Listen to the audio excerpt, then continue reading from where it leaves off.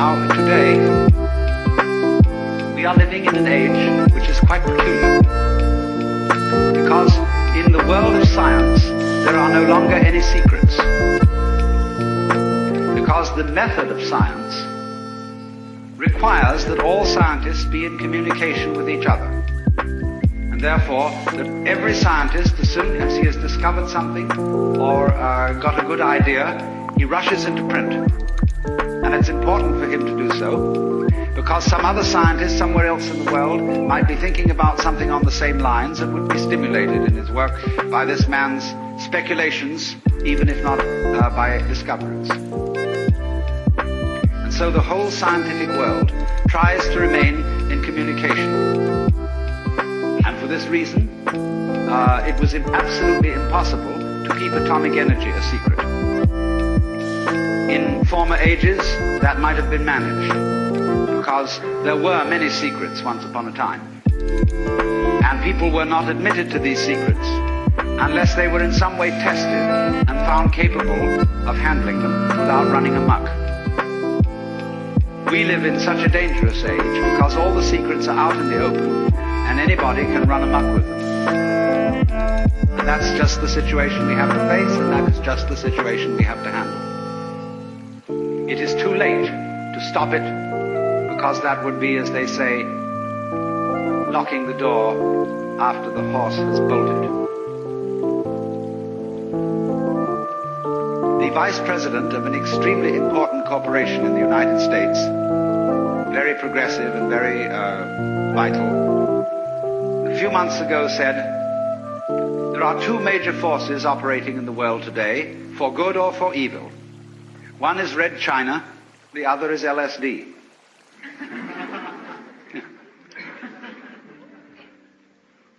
And there is a certain reason why such a thing as a certain chemical, which is capable of opening people's minds in a certain way, should be something extremely disturbing. Because this particular chemical, in common with a number of others that have been known for centuries, but have been rather played cool through those centuries, is capable of doing something which simply cannot be tolerated. That is to say, capable of letting properly prepared individuals, or sometimes improperly prepared individuals, in on a secret which is very closely guarded, and which is, as a matter of fact, the deepest and most fundamental of all our social taboos. I have just finished writing a book, which I've had, with a sort of tongue-in-cheek attitude, had the temerity to call The Book. And it is subtitled, The Book, you see, on the taboo against knowing who you are. Because that is really the thing that cannot be let out. Sex is not really a serious taboo in our culture. If you are initiating a young person into life, and you realize that your son or daughter is going to college, and that you ought therefore to have a serious talk with them, they'll laugh at you and say, all this thing you're telling us about sex, we knew years ago, and we know more about it than you do. So that is not a subject for a serious initiation talk to a young person. So we have to think again and try and find out, think deeply, what is fundamentally taboo in this culture and perhaps in other cultures as well. What information, in other words, would really let the cat out of the bag and give away the show?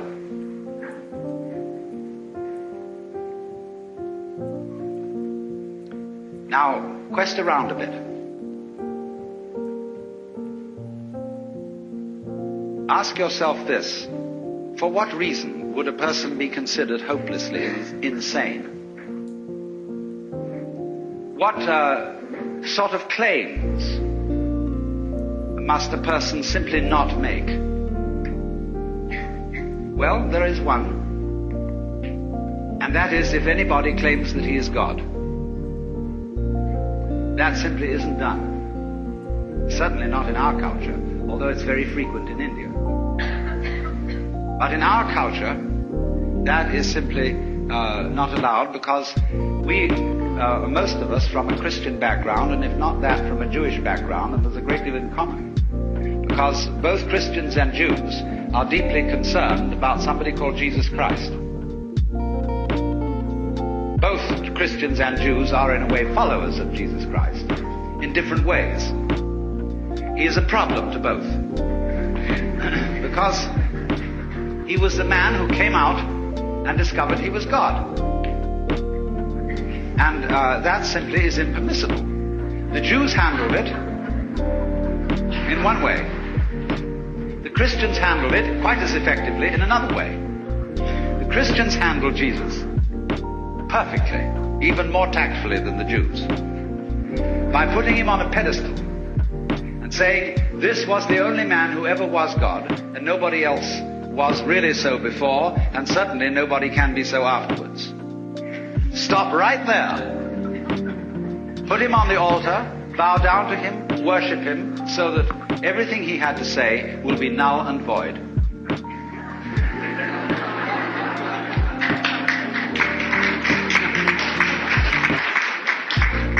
And it worked beautifully.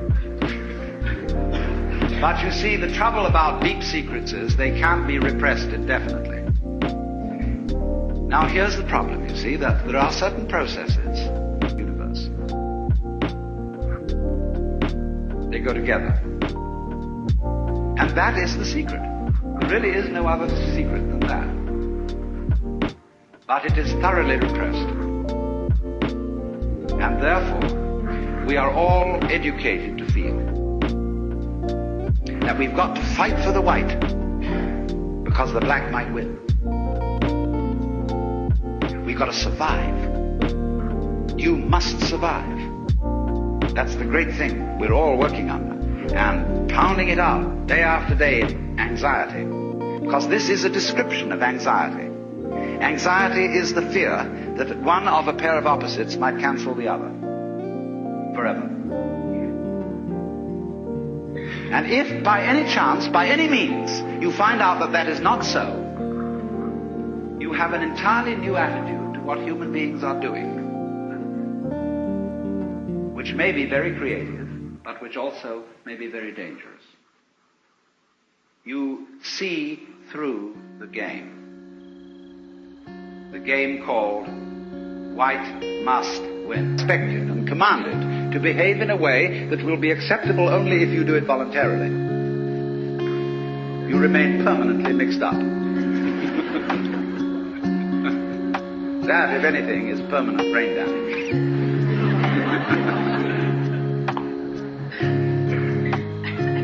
But that's the idea, you see, because that's the game we're playing. You started it. I didn't.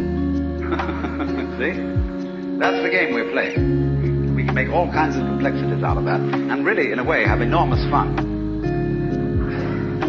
But once anybody sees through that,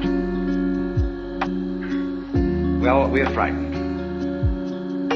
Once you get this sense of polarity, of your inside being the same process as your outside, and your ego being one and the same process as the whole universe going on, then we are afraid that people may say, well, good equals bad, and we can do anything we like, and we needn't in any way be further subject to the ordinary rules of human conduct, and we can wear what clothes we like or no clothes at all. We can have what sexual life we like. We can do anything. And we are going to generally, because the world is being rather oppressive towards us, challenge the whole thing and run amok. And a lot of people are doing just exactly that. So I want to introduce into this whole problem some ancient wisdom. I have really two things to talk about. How cultures, which always did know in some way, or among whom a large number of people always did know this secret, handled it. And then I want to make some observations about how we're trying to handle it and how it's not going to work. Among the Hindus and among the Buddhists, This view of the real identity of a human being has always been known, at least by a very influential minority. The central doctrine of the Hindu way of life, I call it that rather than a religion, is in Sanskrit tattvamasi. You're it. To put it in a kind of colloquial way. You're it. And it is the which than which there is no witcher, which they call the Brahman, or the Atman with a capital A, meaning the self. You are only just kidding that you're just poor little me. See, the function of a guru, that is to say a spiritual teacher in India, is to give you a funny look in the eye. Because you come to him and say, Mr. Guru, I have problems. I suffer and it's a mess and I can't control my mind and I'm miserable and depressed and so on. And he gives you a funny look. And you feel a bit nervous about the way he looks at you. Because he's reading your thoughts. This man is a great magician. He can read everything that's in you. He knows right down into your unconscious, and you know all the dreadful things you've thought and all the awful desires you have. And you are rather embarrassed that this man looks right through you and sees them all. But that's not what he's looking at. He's giving you a funny look for quite another reason altogether. Because he sees in you the Brahman, the Godhead, just claiming it's poor little me. And he's going to eventually, by all sorts of subtle techniques that are called in Sanskrit upaya, that in politics means chicanery, and in spiritual education means skillful pedagogy. He is going to try and kid you back into realizing who you really are. That's why he gives you a funny look. And why he seems to see right through you. As if to say, Shiva, old boy, don't kid me. I know who you are. But you're coming on beautifully in this act. That you're somebody else altogether. And I congratulate you. You're doing a wonderful job. Playing this part, which you call the person, my person. You know, a person is a fake. The word means a mask. So if you read books on how to be a real person, you're reading books on how to be a genuine fake. The word persona, as you know, means a mask worn in Greco-Roman drama. So if you come on to the Guru and say, well, he asks you who you are, Sri Ramana Maharshi, when anybody came to him and they said to him, as people do, who was I in my last incarnation? Or will I be reincarnated again? He always replied, who's asking the question? And everybody was irritated because he wouldn't give them answers about what they were in their former lives. He just said, who are you? And he looked at you. Have you looked at photographs of this man? I keep a photograph of him close by because of the humor in his eyes. They're looking at you with a dancing twinkle, saying, come on.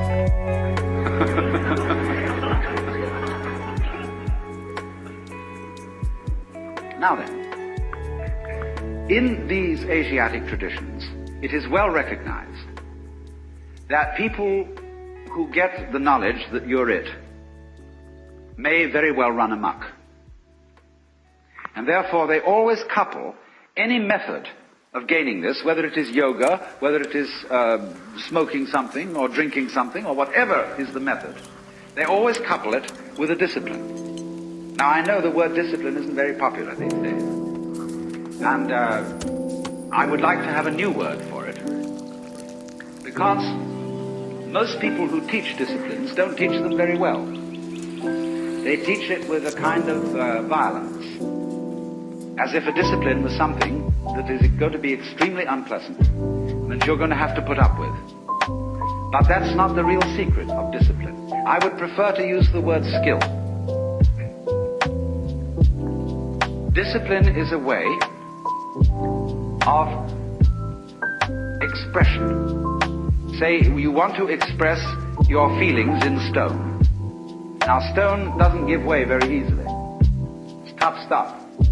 So you have to learn the skill or the discipline of the sculptor in order to express yourself in stone. So in every other way, whatever you do, you require a skill. And it's enormously important, especially for American people, to understand that there is absolutely no possibility of having any pleasure in life at all without skill. Money doesn't buy pleasure. Ever. Look, if you want to get stone drunk and go out and get a bottle of bourbon and down it, you can't do that except for people who have practiced the distiller's art. You can't even make love without art. Where I live in Sausalito, we have a harbor full of ever so many pleasure craft. Motor cruisers, sailing boats, all kinds of things. And they never leave the dock. All that happens with them is their owners have cocktail parties there on Saturdays and Sundays. Because they discovered, having bought these things, that the discipline of sailing is difficult to learn and takes a lot of time. And they didn't have time for it, so they just bought the thing as a status symbol. So, in other words, you can't have pleasure in life without skill. But it isn't an unpleasant task to learn a skill. If the teacher, in the first place, gets you fascinated with it. There is immense pleasure in learning how to do anything skillfully. To make carpentry things, to cook, to write, to calculate, anything you want. It can be immensely pleasurable to learn the discipline. And it is completely indispensable. Because look, you may be a very inspired musician. I'm not a musical technologist, you see, and I regret it, but I'm a word technologist. But I can hear in my head all kinds of symphonies and all kinds of marvelous compositions, but I don't have the technique to write them down on paper and share them with somebody else. Too bad. Maybe next time around.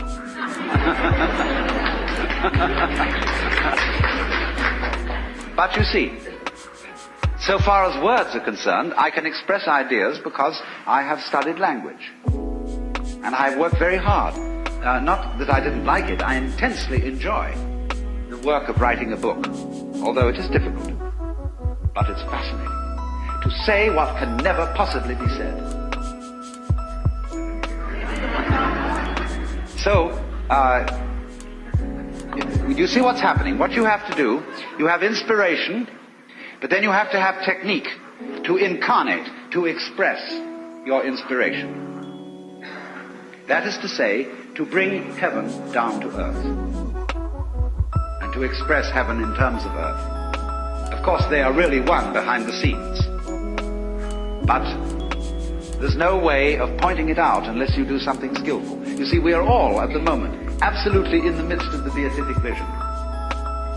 We are all one with the divine, or something. I don't like that sort of wishy-washy language. But we are all there. But we are so much there that we're like fish in water. They don't know they're in water. Like the birds don't know they're in the air because it's all around them. And in the same way, we don't know what the color of our eyes is. I don't mean whether you've got blue or brown eyes, but the color of the lens of your eye. You call that transparent. No color. See, because you can't see it. But it's basic to being able to see anything. So in order to find out where you are, there has to be some way of drawing attention to it. And that involves skill. Upaya in Sanskrit. Skillful means. So, it's all very well. Anybody can have ecstasy.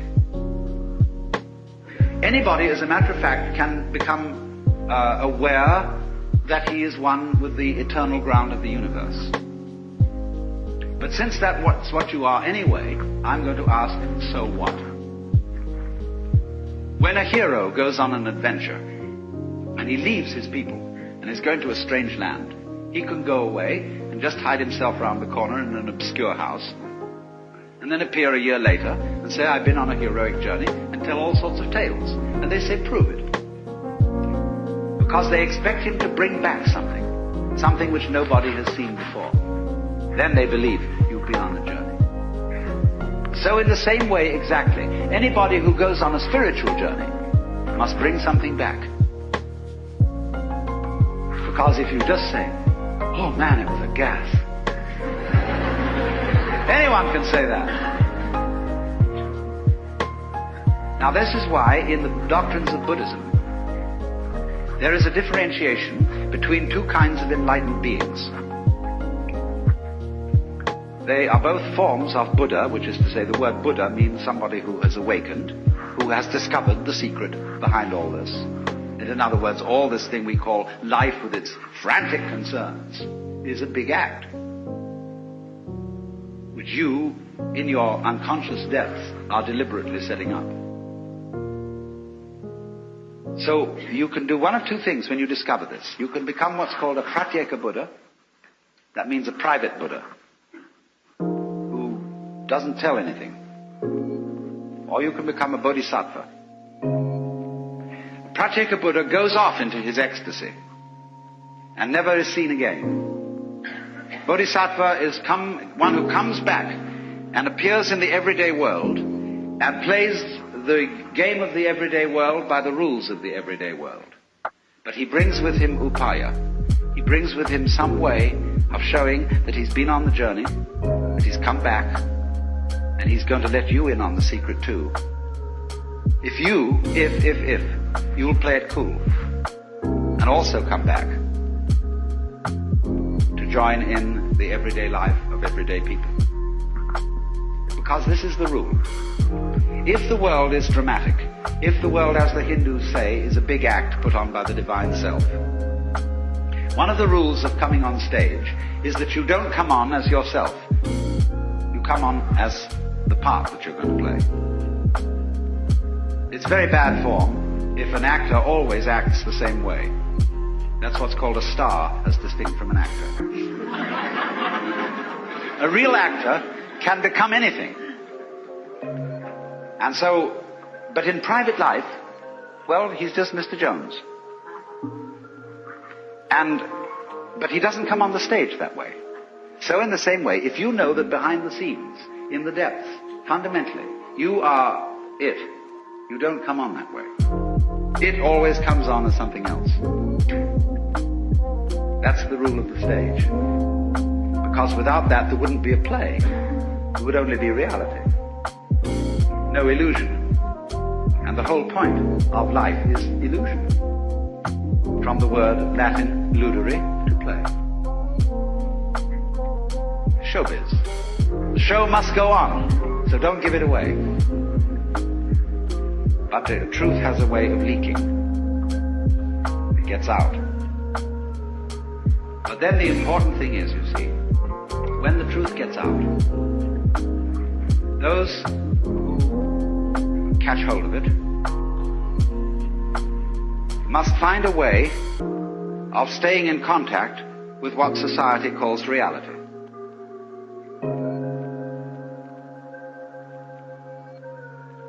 That is to say, if you have a radio, you don't only need an antenna, you also need a ground. So what happens in the world of mysticism, of psychedelic visions and so on, needs to be grounded. So then there are always two directions in which such a discipline works. One, preparatory. In other words, those who taught disciplines for awakening in the Orient were always careful to screen, first of all to screen those who applied, and then after screening them, to make them sensible, so that they knew how to handle the game of ordinary human existence and play it by the ordinary human rules. In other words, that they had strength of character and were not the sort of people who would be wiped out because they had no strength of character by an overwhelming experience. Then they let them in. But there are certain disciplines, such as Zen, where you get into the essential secret very early on in the discipline.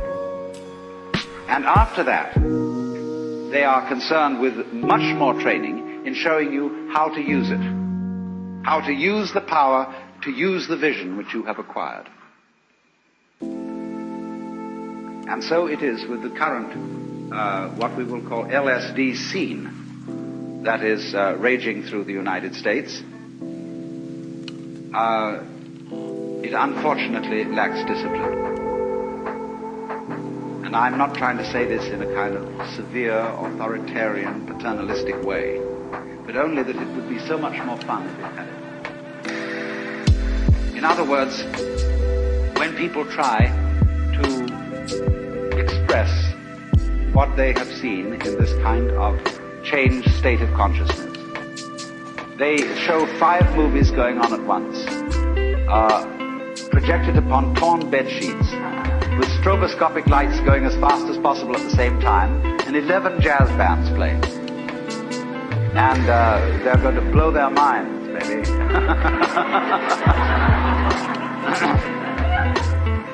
And everybody else who hasn't seen this thing look around and say, well, it's a mess. I don't like the looks of it. Let's suppose that while you were very, very high on LSD, you looked into a filthy ashtray and you saw the beatific vision, which is, of course, the case, because wherever you look, if your eyes are open, you will see the face of the divine. Then you come out of your ecstasy with the dirty ashtray and say to everybody, here it is.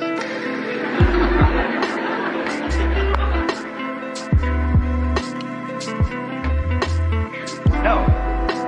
There is a possibility, if you are an extraordinarily skillful painter, or even photographer,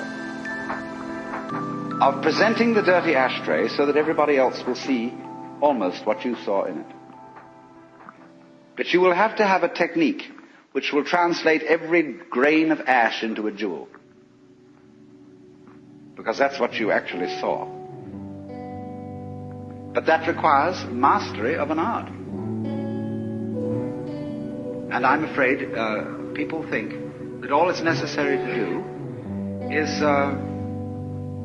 just throw out any old thing, because under that transformed state of consciousness, any old thing is the works.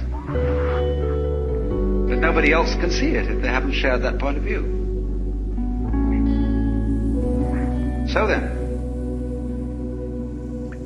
this becomes, for us in the United States, an extremely important social problem. The cat is out of the bag. We are living in a scientific world where secrets cannot be kept.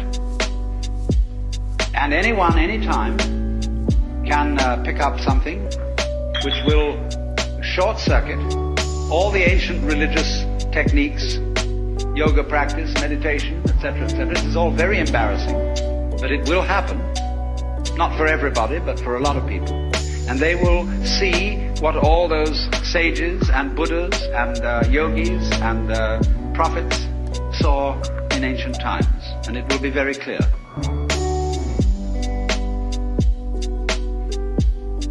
So what? So you see, you can say, look at all these people who haven't seen it. This is a temptation. Look at them all going about their business, earning money and grinding it out at the bank or the insurance office or whatever it is every day, and how serious they look all about it, and they don't really know it's a game. And you can cultivate a certain contempt for people like that. But it's very, very bad to do that. Because, of course, don't forget, they have a certain contempt for you. You see, always the nice people in town, who live in the best residences, they know that they're nice, because there are some people on the other side of the tracks who are not nice.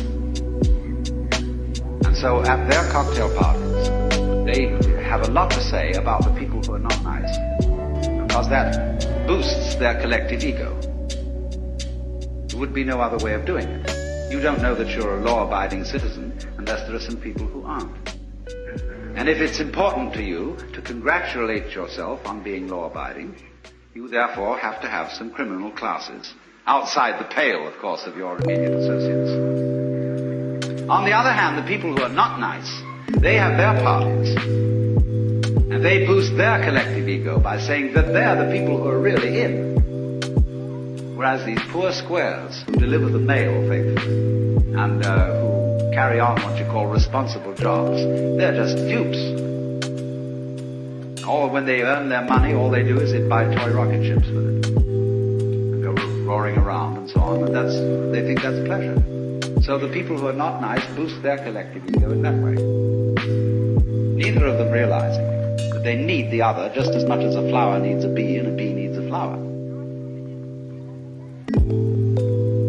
So when you see the people who you think are not in on the secret, if you really understand, you have to revise your opinion completely and say that the squares are the people who are really far out.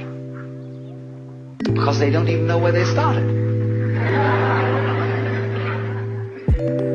See, an enlightened Hindu or Buddhist looks at the ignorant people of this world and says, my respects.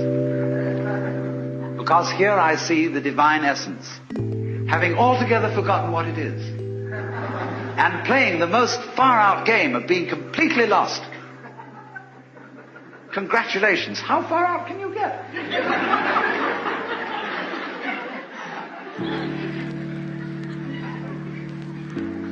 So if you understand that, you don't start a war with people you might say are square. Don't challenge them. Don't bug them. Don't frighten them.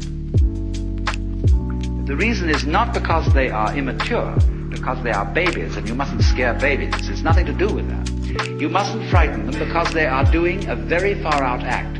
They're walking on a tightrope, miles up. And they've got to do that balancing act, and if you shout, they may lose their nerve. See, that's what we call the responsible people of the world are doing. It is an act, it's a game, just like the tightrope walker. But it's a risky one, and you can get ulcers from it, and all sorts of troubles. But you must respect it.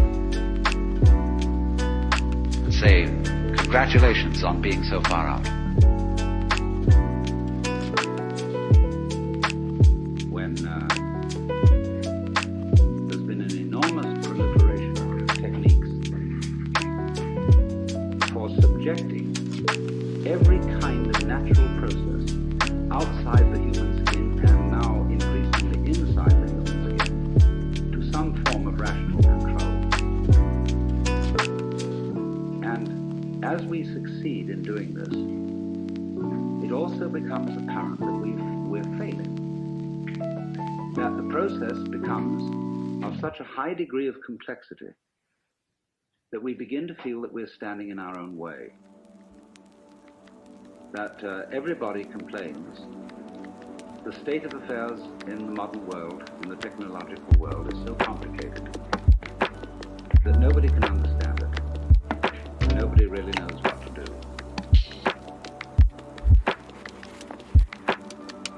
The Western model of the universe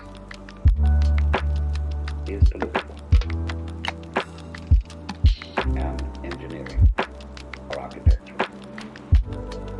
And therefore, as one understands the operations of the machine by analysis of its parts, by separating them into their original bits, we have bitted the cosmos and see everything going on in terms of bits of information, and have found that this is extremely fruitful in enabling us to control what's happening. After all, the whole of Western technology is the result of bitting. And so we thing the world, that is to say, in order to measure a curve, you have to reduce it to point instants. Exactly the same way. In order to discuss or talk about the universe, you have to reduce it to things. But each thing or think is, as it were, one grasp of that spotlight. Going jerk, jerk, jerk, jerk, jerk, jerk, jerk, jerk, like this.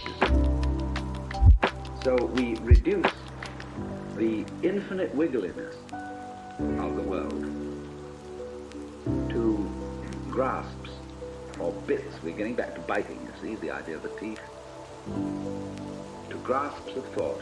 And so we thereby describe the world in terms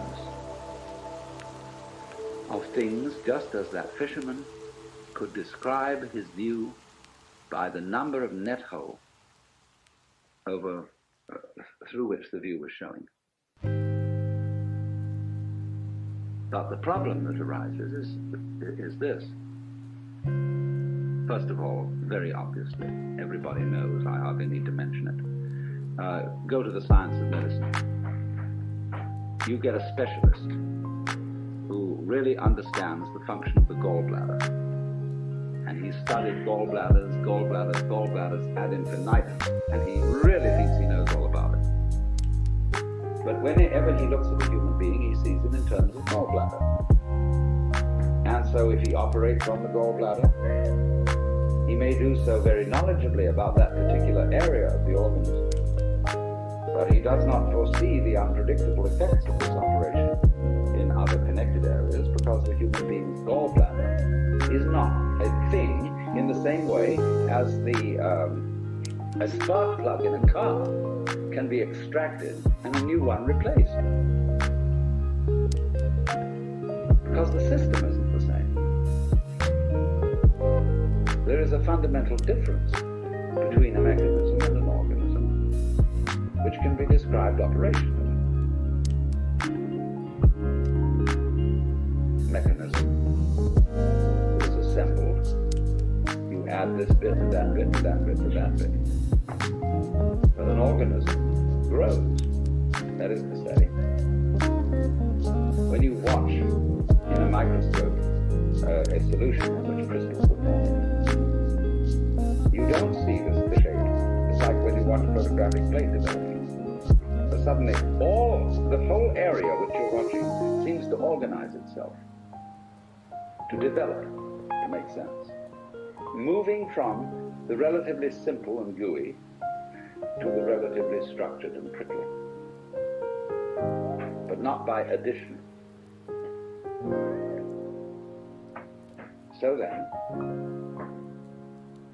if we are trying to control and understand the world through conscious attention, which is a scanning system, which takes in everything bit, what we're going to run into is that if that's the only method we rely on, everything is going to appear increasingly too complicated to manage. So that you get, for example, let's take the problem of the electronic industry.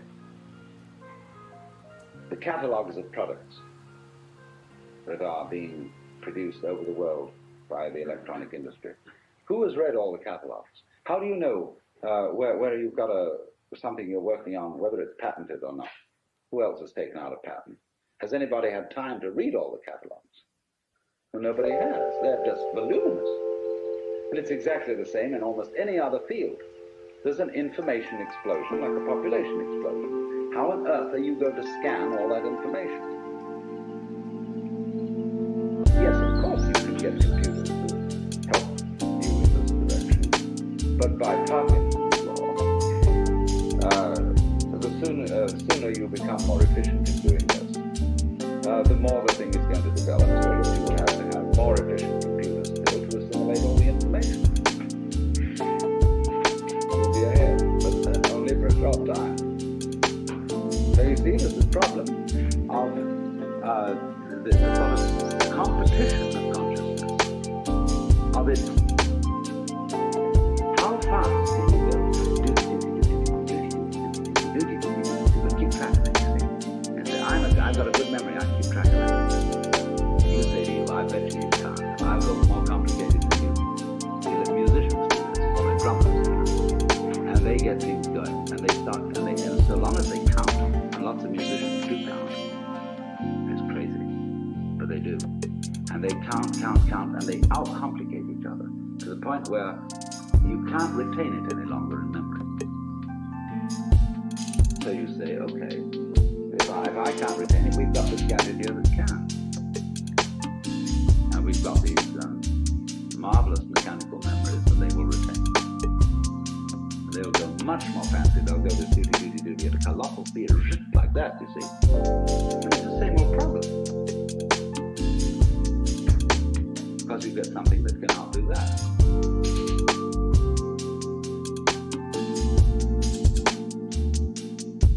So we end up asking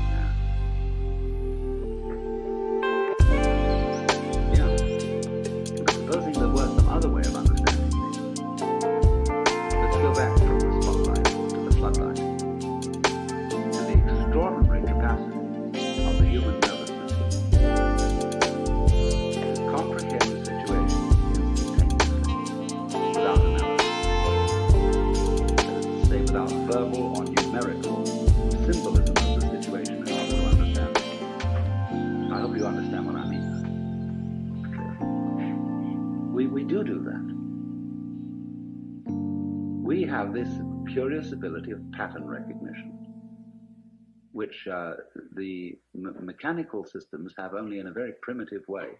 Xerox have put out a machine which recognizes figures written in almost anyone's handwriting, provided their handwriting is fairly grade school normal. But a computer has a terrible time trying to recognize the letter A when it's printed in, say, sans serif, Gothic, longhand, or whatever kind of A you may write.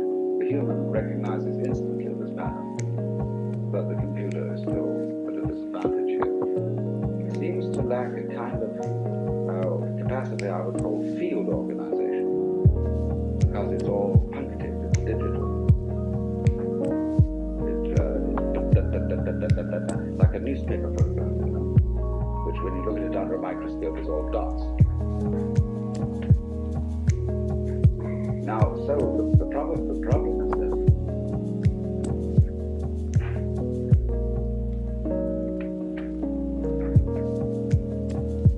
In developing technology, are we leaving out of consideration our strongest suit, which is the brain itself?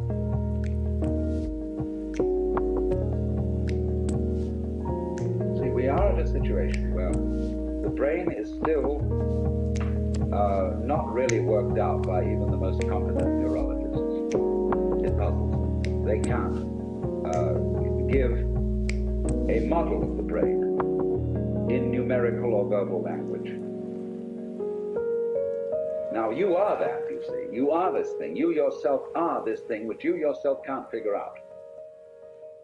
In the same way that I cannot touch the tip of this finger with the tip of this finger, I can't bite my own teeth. But I, who is attempting to touch the tip of this finger with this finger, am, by the sheer complexity of my structure, far more evolved than any system which I can imagine. This is in a way slightly akin to the Gödel theorem, that you can't have a system of, say, a logic which defines its own axioms. The axioms of any given system must always be defined in terms of a higher system. All right, so you are the most complex thing that has yet been encountered in the cosmos. And you can't figure you out. Now, suppose we're going to try to do that and become, as it were, completely transparent to ourselves so that we can entirely understand the organization or the mechanics of our own brains. What happens when we do that? Well, you're back in the situation of God. When you're God, what are you going to do? When you're God, you know what you're going to do? You're going to say to yourself, man, get lost. Because what you want is a surprise. And when you figured everything out, there won't be any surprises. You'll be completely bored. But on the other hand,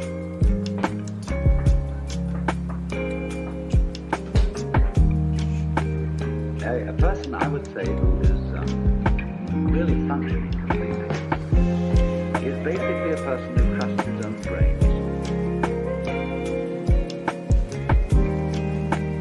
and permits his brain to operate at a more optimal level. In other words, he knows how to think. success discoveries without limits. In other words, you all know very well the process of creative invention. You've got a problem, you think it over, and you can't find out any answer to it because the digital system of thinking is too simple, too clumsy to deal with. It's more complex. There are more variables than can be kept in mind at one time.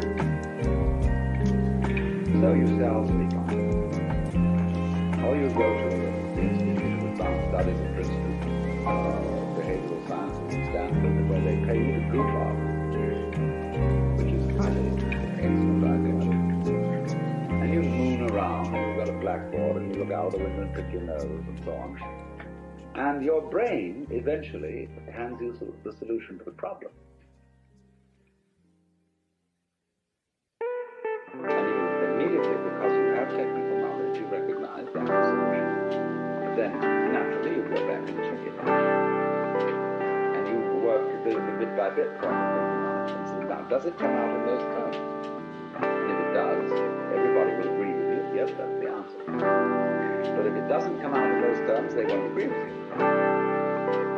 Because you haven't subjected it to the socially acceptable traditional form of analyzing knowledge. But here's the problem. It takes an awful long time to check these things out.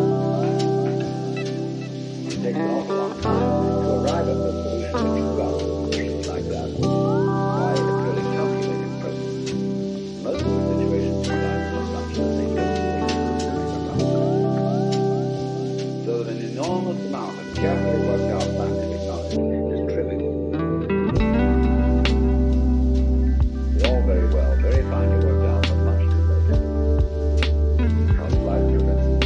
If life comes at you from all sides, all over everywhere at once. And the only thing you've got to deal with that is the thing inside here.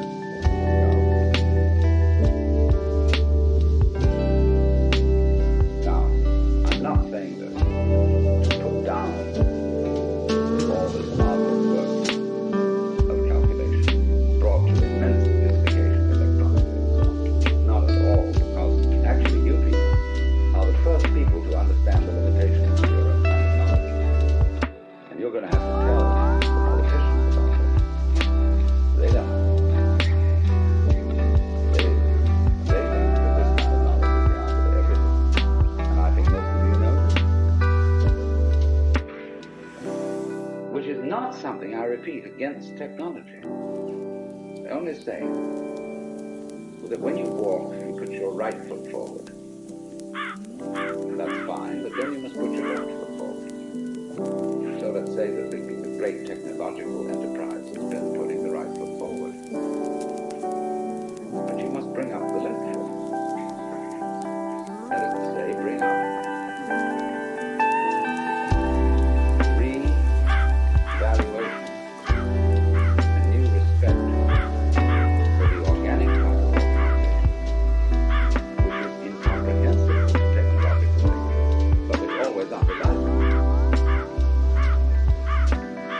That by itself doesn't work, because after you bring the left foot up, you begin to bring up the right foot.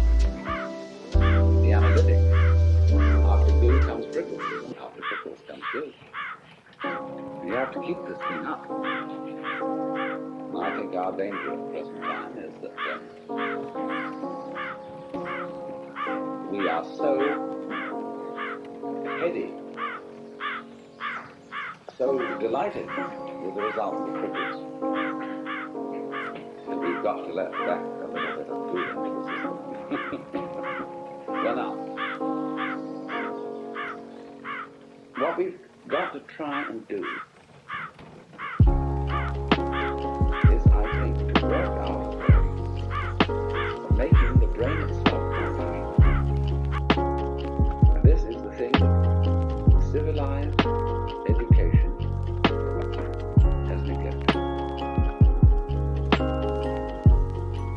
Lynn White, to quote him again, used to say that the academic world today only values three kinds of intelligence.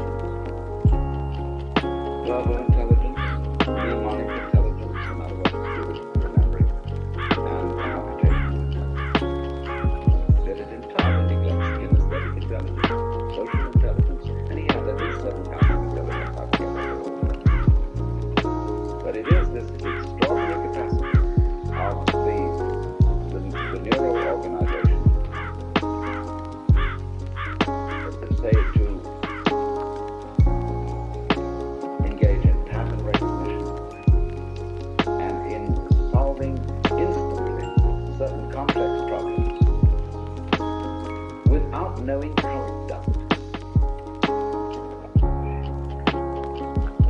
The trouble is, when you do something you don't know how to do, you've got a non-repeatable experiment, in a certain sense. In other words, you can't explain to someone else how to put it together. But you can do it like you can open and close your hand without any knowledge of physiology. Do it every time. Oops, I don't know how to do it. Let's do it, you see.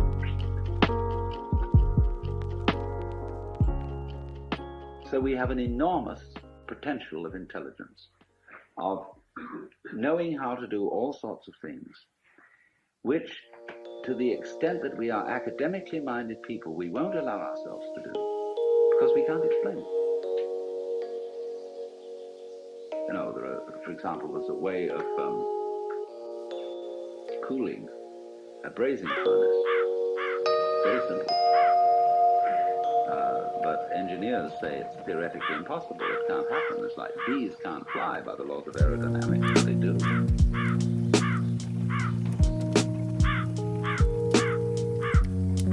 So the rather practical issue I come to is this, that technology, if it relies exclusively on linear thinking,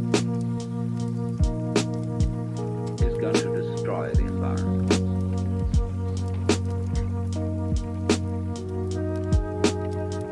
It's going to become too complicated to handle. Man is going to be like a dinosaur, which had to have a brain in its head and a brain in its rump because it was so big. Now, the caveman kept a dinosaur, and when he went to bed at night, he'd clump it on the tail with a club, and it would scream at 8 o'clock in the morning. Wake him up.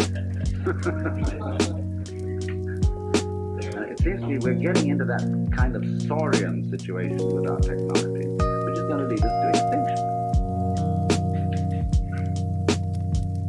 So the question is,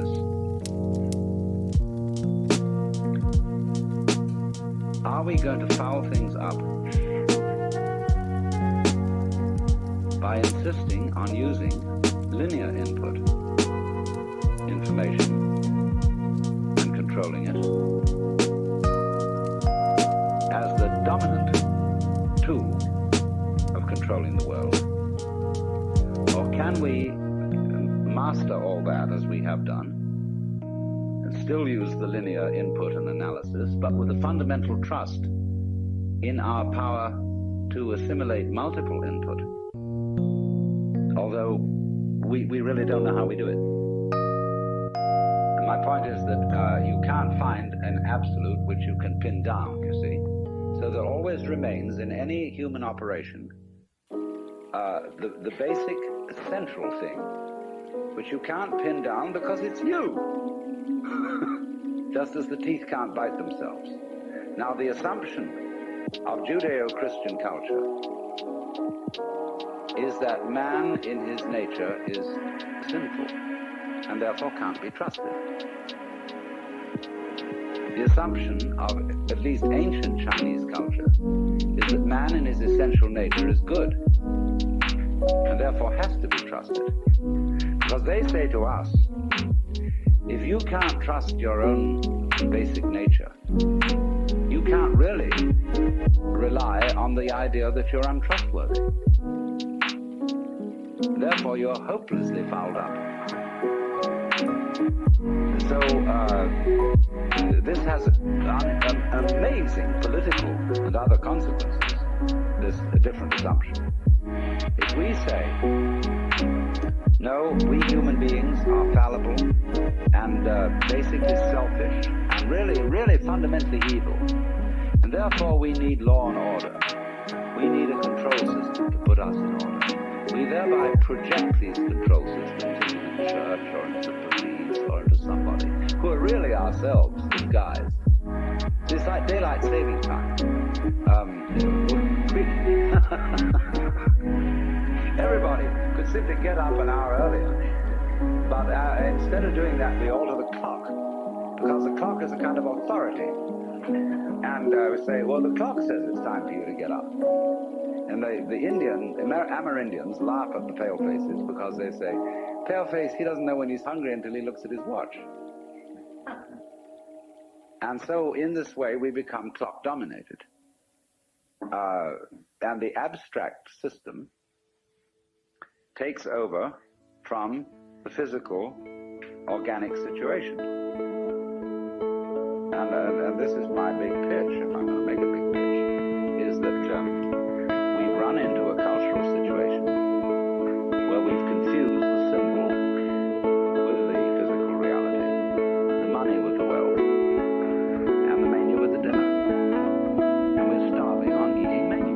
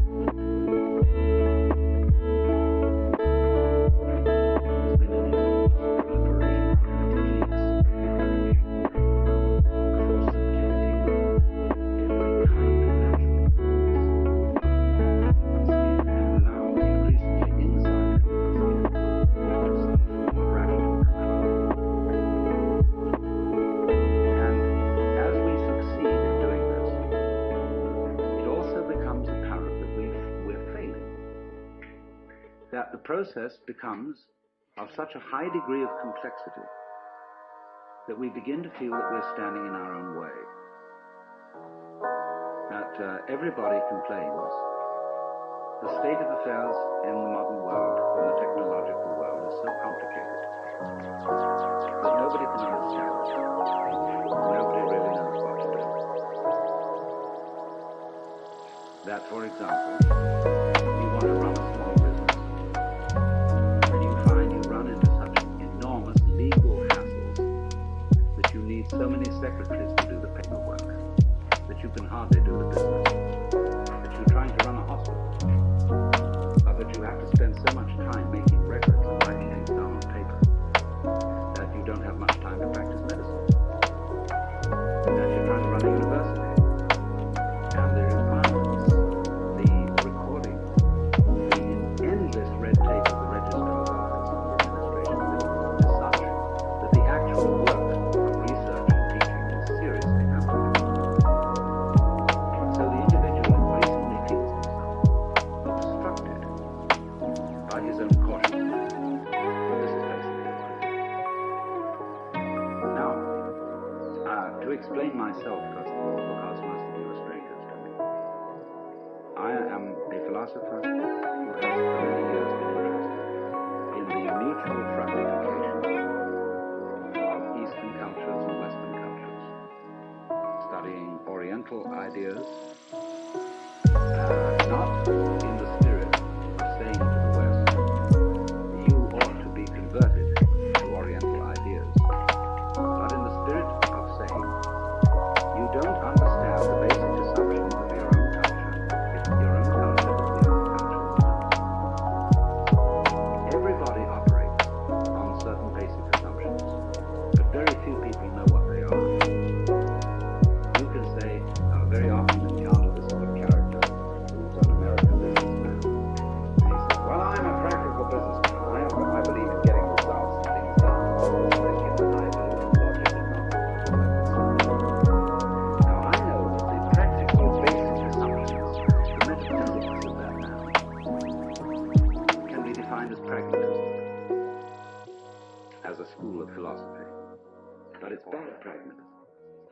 true.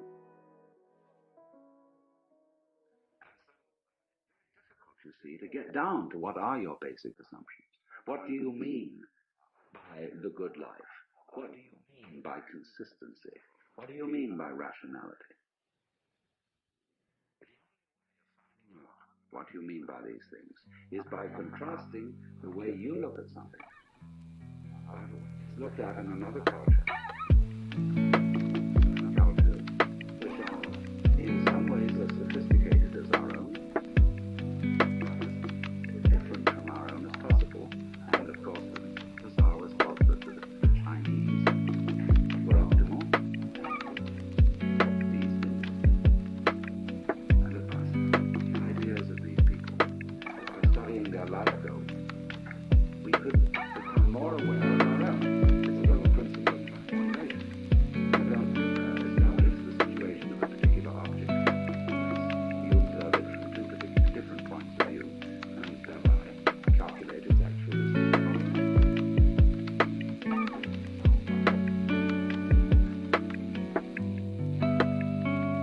The physical world, from the basic standpoints of different cultures, we're in a better position to know it.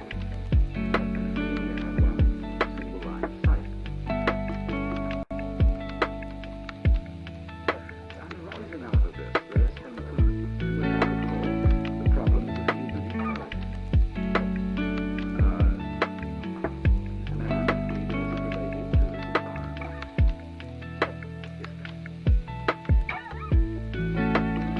Extremely powerful technology, and have therefore the capacity to change our environment far more than anyone else has ever been able to do so. Not by civilizing the world, but by loss of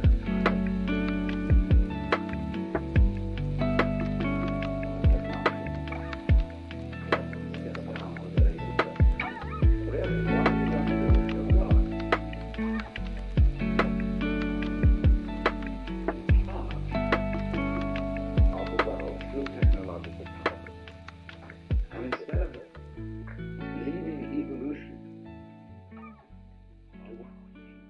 we used to call in the 19th century the blind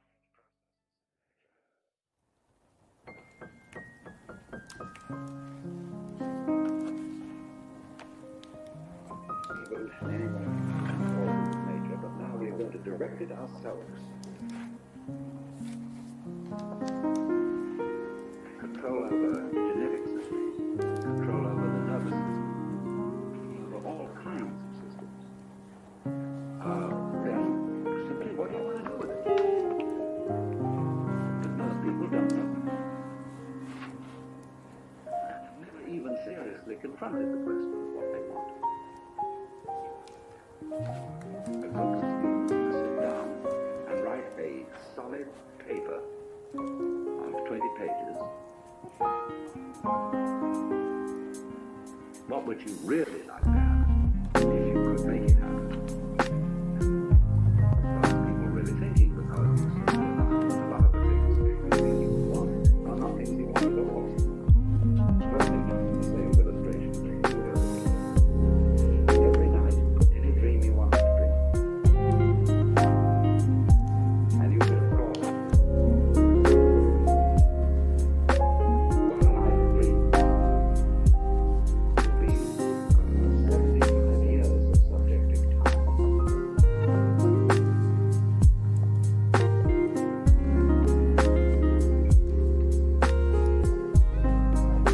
Fulfilling everywhere.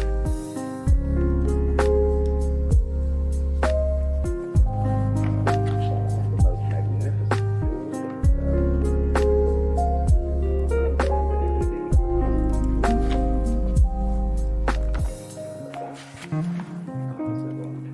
tools you especially soon find yourself involved in adventures and contemplating great works of art, fantastic mathematical conceptions. You would soon be rescuing princesses from dreams. You say, now look, tonight what we're going to do is we're going to forget this dream as a dream. We're going to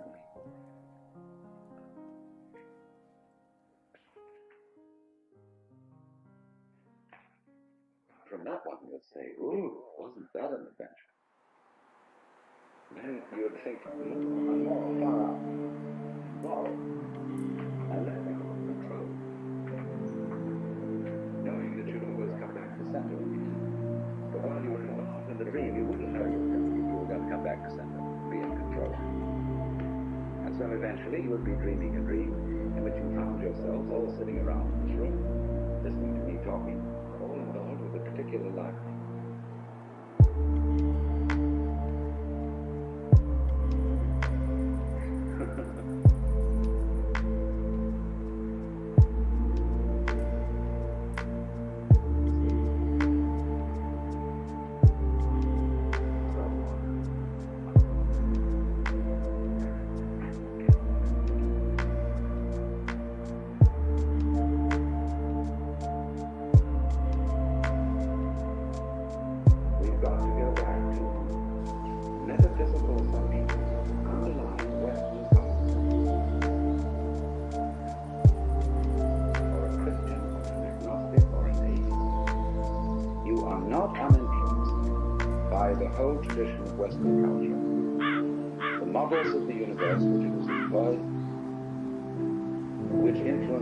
Very language, the structure of our thought, the very constitution of logic, which is going into, say, computers. The Western model of the universe is political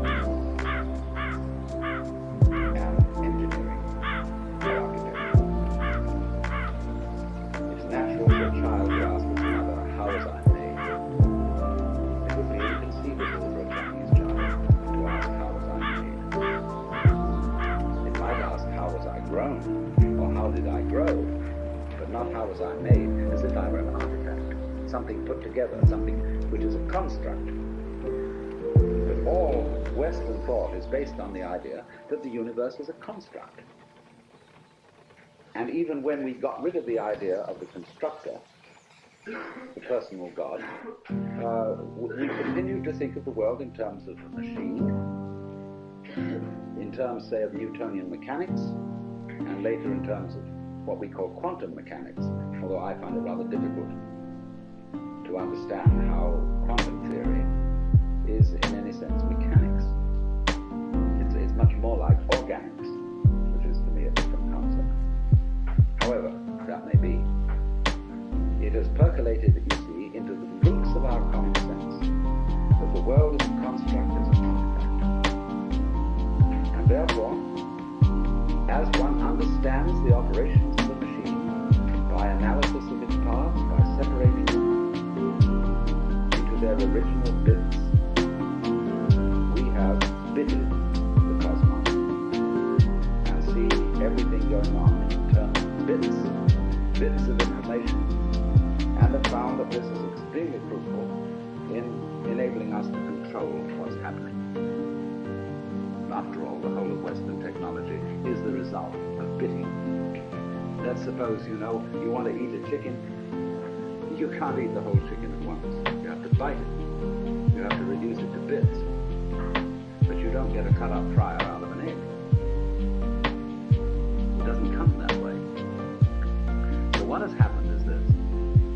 That we don't know the origins of all that sort of thing. We go back thousands of years.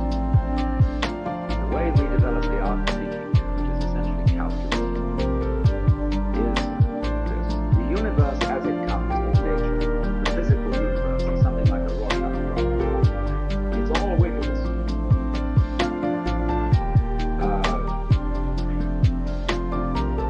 We who live in cities are not really used to this because we build everything in straight lines and rectangles and so on.